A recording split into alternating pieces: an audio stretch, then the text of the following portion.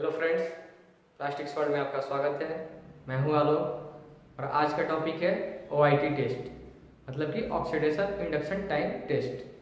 तो आज मैं बताने जा रहा हूं ओआईटी क्या होता है, ओआईटी टेस्ट कैसे करते हैं, मशीन को कैसे कैलिब्रेट करते हैं, टेस्ट स्पेसिमेन या टेस्ट सैंपल कैसे रेडी करते हैं, कैसे प्रिपेयर करते हैं, क्या क्या प्रोसीजर्स हैं टेस्ट करने के, और कैसे लास्टली हम रिजल्ट उसका ड्रॉ करते हैं ग्राफ। तो ये सब जानकारी के लिए कृपया इस वीडियो को लास्ट तक देखें। तो आइए शुरू करते हैं। तो अब हम जानेंगे ओआईटी क्या है। ओआईटी का पूरा मतलब होता है ऑक्सीडेशन इंडक्शन टाइम। हम ओआईटी टेस्ट क्यों करते हैं? ओआईटी टेस्ट से हमें ये पता चलता है कि कोई भी मटेरियल हीट के जब कांटेक्ट में आता है तो वो कितने टाइम तक स्टेबल है। तो ये बेसिकली हम करते हैं एज पर IS 4984 के अकॉर्डिंग हम ओआईटी टेस्ट करते हैं। ठीक है, जब ओआईटी टेस्ट करते हैं तो ओआईटी टेस्ट से हमें मटेरियल के फॉर्मुलेशन का पता चलता है कि मटेरियल का फॉर्मुलेशन कैसा है, मटेरियल वर्जिन है या उसके साथ कुछ और भी मिक्सिंग किया गया है, तो उसके फॉर्मुलेशन का हमें पता चलता है। उसके साथ ही साथ हमें ओआईटी टेस्ट से मटेरियल का लॉन्ग टर्म स्ट्रेंथ पता चलता है।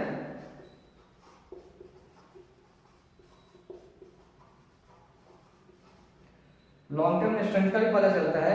उसके साथ जब हम इससे ये भी पता चलता है कि जब हम मटेरियल को एक्सट्रूडेट करेंगे तो एक्सट्रूजन के टाइम मटेरियल का क्या स्टेबिलिटी होगा। ऐसा नहीं कि हम जब प्रोसेस टेम्परेचर देते हैं 190 से 210 तक हम प्रोसेस टेम्परेचर लेते हैं एसडीपी मटेरियल का। ठीक है, तो ऐसा नहीं है कि ये टेम्परेचर का ऐसा नहीं कि मटेरियल और डिग्रेडेट कर जाए मेरा।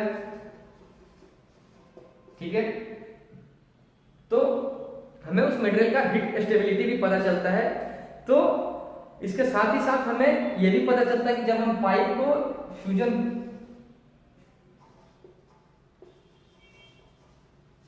आपने फ्यूजन वेल्डिंग का नाम सुना होगा। जैसे कि हम पाइप को फ्यूजन वेल्डिंग करते हैं, एसडीपी पाइप को ज्वाइंट करने के लिए हम उसको वेल्डिंग करने के लिए हम पहले उसको गर्म करते हैं, फिर दोनों को आपस में चिपकाते हैं एक दूसरे के साथ, तो वो फ्यूजन वेल्डिंग उसको बोलते हैं। तो फ्यूजन वेल्डिंग के टाइम मेरा मटेरियल जो कितना स्टेबल है, थर्मली स्टेबल है, और साथ ही साथ मटेरियल का एप्लीकेशन का भी पता चलता है कि अगर लॉन्ग टर्म स्ट्रेंथ मटेरियल का है कि नहीं। ऐसा नहीं है कि वो मटेरियल डिटोरिएट होना शुरू हो जाए या फिर पाइप का लाइफ रिड्यूस हो जाए। तो ये सब एनालिसिस करने के लिए हम ओआईटी टेस्ट करते हैं। ठीक है, तो अभी हम क्या करते हैं, सबसे पहले ओआईटी टेस्ट शुरू करने से पहले हम मशीन को कैलिब्रेट करते हैं। तो कैलिब्रेशन के लिए सबसे पहले हम क्या करेंगे, छोटे छोटे जो पेन होते हैं उस पेन में हम क्या करेंगे 5 mg प्योर शुद्ध मतलब प्योर इंडियम लेंगे और टीन लेंगे। ठीक है, तो सबसे पहले हम क्या करेंगे इंडियम डालेंगे उसमें और टेस्ट हम शुरू करेंगे। तो जैसे प्योर इंडियम का जो मेल्टिंग टेम्परेचर होता है वो होता है 156.6 प्लस माइनस 0.5 डिग्री सेल्सियस का टॉलरेंस रहता है। ठीक है, और टीन का जो होता है 231.9 होता है। तो ये मेल्टिंग टेम्परेचर है इसका। तो हमें इससे कैलिब्रेट करने से ये पता चलता है कि मेरा जो मशीन है वो प्रॉपर फंक्शन कर रहा है। ठीक है, तो जैसे ही हम इंडियम से कैलिब्रेट करेंगे तो जैसे कि 156.6 है ना, तो उसका रेंज में आएगा, ये प्योर रहेगा तो वो मेल्ट होना शुरू हो जाएगा। ठीक है, अगर सपोज आपका 156 पे ही मेल्ट हो रहा है तो एरर 0.60 डिग्री सेल्सियस का वो एरर आता है, उसमें कोई इशू नहीं है, उतने एरर मतलब एक्सेप्टेबल है। ठीक है, जैसे कि 1.5 है ना, 0.5 का एरर एक्सेप्टेबल है। ठीक है, तो वैसे ही ये जब टीन को हम कैलिब्रेट करेंगे तो ये 231.9 मतलब अगर ये 231.5 डिग्री सेल्सियस भी आता है तो इसमें एरर कितने का आया 0.4 डिग्री सेल्सियस का, तो ये एरर एक्सेप्टेबल है। ठीक है, तो सबसे पहले हम दोनों प्योर इंडियम लेंगे और प्योर टीन लेंगे। ठीक है, ये दोनों लेके मशीन को हम कैलिब्रेट करेंगे, जिससे पता चलेगा हमारा मशीन प्रॉपर फंक्शन कर रहा है कि नहीं कर रहा है। उसके बाद आप हम जानेंगे टेस्ट स्पेसिमेन कैसे प्रिपेयर करते हैं।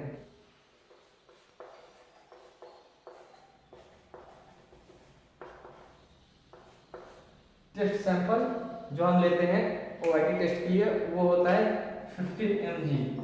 ठीक है, प्लस माइनस 0.5 का टॉलरेंस रहता है। ठीक है, तो हम टॉलरेंस को हम 15 mg सैंपल लेते हैं। वो सैंपल हम ये जो सपोज ये पाइप है तो पाइप के हम मिडल से लेंगे, इस पोर्शन से हम वो लेंगे।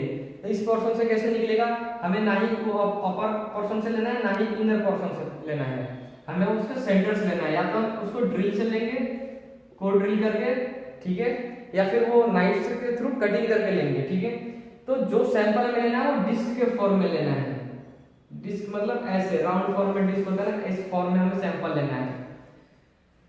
और उसके बाद सैंपल हम अगर वो रॉ मटेरियल से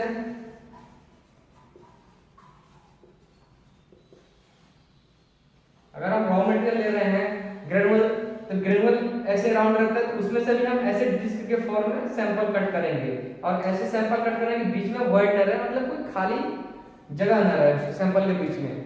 और सैंपल का साइज ऐसा आना चाहिए जो कि हमारा पेन है, जैसे जिस पेन में हम रखते हैं, एल्युमिनियम का पेन यूज करते हैं, उस पेन में आसानी से सैंपल आ जाए। ऐसा नहीं कि सैंपल बड़ा हो पेन में आ ना पाए।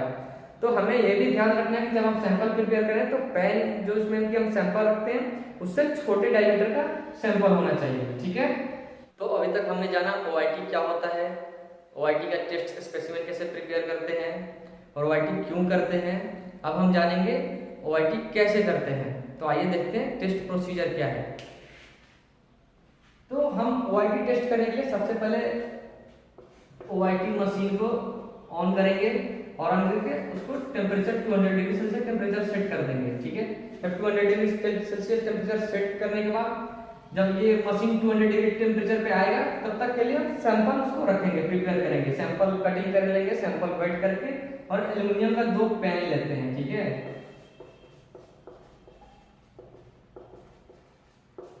एल्युमिनियम पैन, ठीक है, 2 पैन लेते हैं। एक इम्प्टी होता है और एक में सैंपल रखते हैं। सपोज ये इम्प्टी है मतलब खाली है और इसमें हम ये टेस्ट सैंपल रख लिए हैं,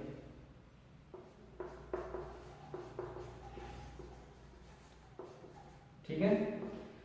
जैसे मशीन का टेम्परेचर 200 डिग्री आ जाएगा, हम क्या करेंगे, मशीन में ऐसे 2 बने रहते हैं स्टैंड की तरह, ठीक है, जिसपे कि आपका पैन रखते हैं।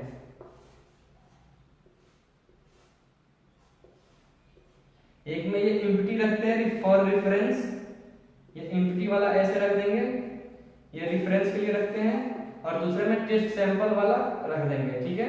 और फिर वो चैम्बर में होता है, चैम्बर में ऊपर से बंद चैम्बर में होता है, वो चैम्बर को फिर बंद कर देंगे, अच्छे से पैक कर देंगे, ठीक है। फिर हम गैस का फ्लो ऑन करेंगे। गैस का फ्लो जो होता है नाइट्रोजन, इसमें नाइट्रोजन और ऑक्सीजन दोनों गैस इसमें लगते हैं, ठीक है। नाइट्रोजन गैस और ऑक्सीजन गैस दोनों का जो फ्लो होता है वो होता है 50 सेंटीमीटर क्यूब पर मिनट, ठीक है। 50 सेंटीमीटर क्यूब पर मिनट के रेट से वो गैस फ्लो होता है। तो हम सबसे पहले क्या करेंगे, सैंपल रख देंगे, टेम्परेचर जैसे आएगा सैंपल रखेंगे, चैम्बर को क्लोज करेंगे। सबसे पहले हम नाइट्रोजन का फ्लो ऑन करते हैं, ठीक है।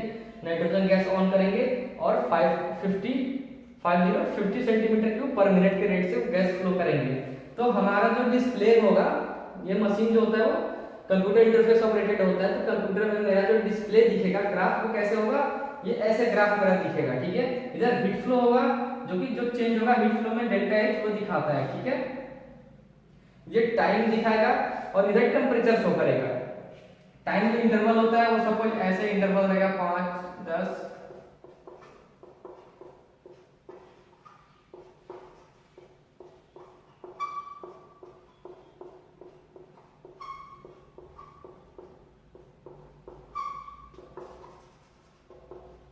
ये टाइम जो होगा वो मिनट में रहेगा, 5 मिनट, 10 मिनट, 15, 20, ऐसे 50 मिनट तक सपोज। और भी जितना देर आप टेस्ट करना चाहें उतना टाइम ये बढ़ता जाएगा। टेम्परेचर जो रहेगा ये यहाँ 200, यहाँ 0 से टेम्परेचर होगा 50, 100, 150, 200, 250, ठीक है। तो टेम्परेचर जो डिग्री सेल्सियस में रहेगा। तो जैसे हम नाइट्रोजन का फ्लो चालू करेंगे, टेस्ट स्टार्ट करेंगे, मेरा ग्राफ ऐसे जाएगा, ठीक है, एकदम स्ट्रेट लाइन जाएगा। और जैसे ही मटेरियल मेल्ट होना शुरू होगा तो वो ग्राफ मेरा डाउन होगा ऐसे, ठीक है। नाइट्रोजन का फ्लो जब देंगे 10 मिनट के लिए देंगे, 10 मिनट के लिए नाइट्रोजन फ्लो देंगे। जैसे 10 मिनट टाइम होगा, ये 10 मिनट आया, ग्राफ मेरा डाउन हो गया। फिर जैसे अप गया वो फिर चेंज ओवर होता है, नाइट्रोजन से एटमॉस्फेयर उसका चेंज होकर ऑक्सीजन में चेंज होता है। नाइट्रोजन गैस ऑटोमेटिक बंद हो जाता है और ऑक्सीजन गैस स्टार्ट हो जाता है फ्लो होना। तो दोनों का फ्लो रेट सेम रहता है, तो वो चेंज ओवर ऑटोमेटिक हो जाता है। ठीक है, हमें कुछ सेट नहीं करना पड़ता है दोबारा फ्लो। ठीक है, एक बार हमने सेट कर दिया फ्लो, वो ऑटोमेटिक चेंज ओवर हो जाता है और ऑक्सीजन गैस फ्लो होने लगते हैं। जब ऑक्सीजन गैस फ्लो होने लगेगा तो ये मटेरियल मेरा जितना हीट पे स्टेबलाइज है वो एक स्ट्रेट लाइन में ऐसे चलने लगेगा।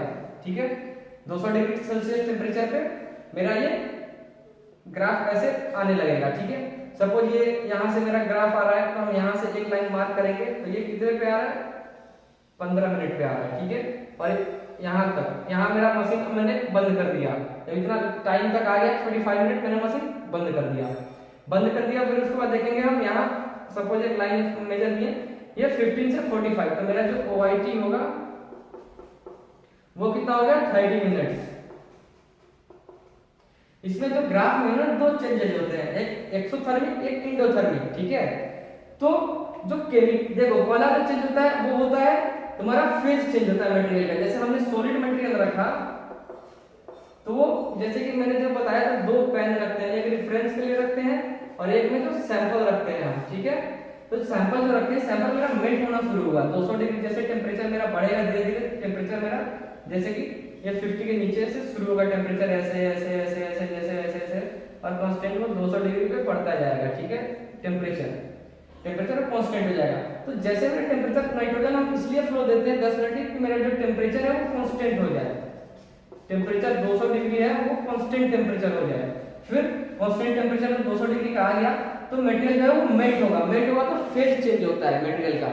जैसे कि सॉलिड से वो मेल्ट होकर लिक्विड विस्कस फॉर्म में आता है, लिक्विड तो नहीं विस्कस फॉर्म में आता है मटेरियल जब मेल्ट होता है तो मेल्ट होगा तो वो तो ऐसे, फिर उसका एनर्जी कुछ ना कुछ कैलोरीफिक चेंजेस होगा उसमें, एनर्जी की कैलोरी में मेजर करते हैं, कैलोरी कुछ ना कुछ चेंजेस होगा, तो वो चेंज ग्राफ में शो होता है। ठीक है, फिर ये उसके बाद हम देखते हैं, ये तो फिजिकल चेंज होता है, फिर मेरा केमिकल चेंज एक होता है। ठीक है, तो वही हम देखते हैं वो केमिकल चेंजेस में, जैसे कि वो मटेरियल तुम्हारा मेल्ट होकर और मेल्ट के बाद डिग्रेडेट करेगा, तो वो केमिकल चेंजेज आ रहा है। तो हम देखते हैं वो मटेरियल हीट में कितना स्टेबल है, केमिकल चेंजेस होने से पहले, डिग्रेडेट होने से पहले हीट में कितना टाइम तक स्टेबल है, हीट में वो मेंटेन करके अपना प्रॉपर्टी रखेगा, तो वही OIT हुआ। ठीक है, तो फ्रेंड्स अगर आपको कुछ डाउट है इसमें, अगर आपको कुछ सवाल है, अगर आप कुछ पूछना चाहते हैं, तो कृपया कमेंट सेक्शन में कमेंट करके हमें आप क्वेश्चन कर सकते हैं, हम उसका जवाब जरूर देंगे। और इस वीडियो में अगर कुछ आपको डाउट लग रहा है तो भी आप बेझिझक हमें व्हाट्सएप कर सकते हैं, मेल कर सकते हैं या कॉल कर सकते हैं। तो देखते रहिए प्लास्टिक्स वर्ल्ड, मिलते हैं नेक्स्ट वीडियो में ऐसे ही कुछ इंटरेस्टिंग टॉपिक लेके। तब तक वीडियो को लाइक करिए, शेयर करिए, चैनल को सब्सक्राइब करिए और अपने फ्रेंड्स के बीच चैनल को शेयर करते रहिए। Thank you so much for watching my video.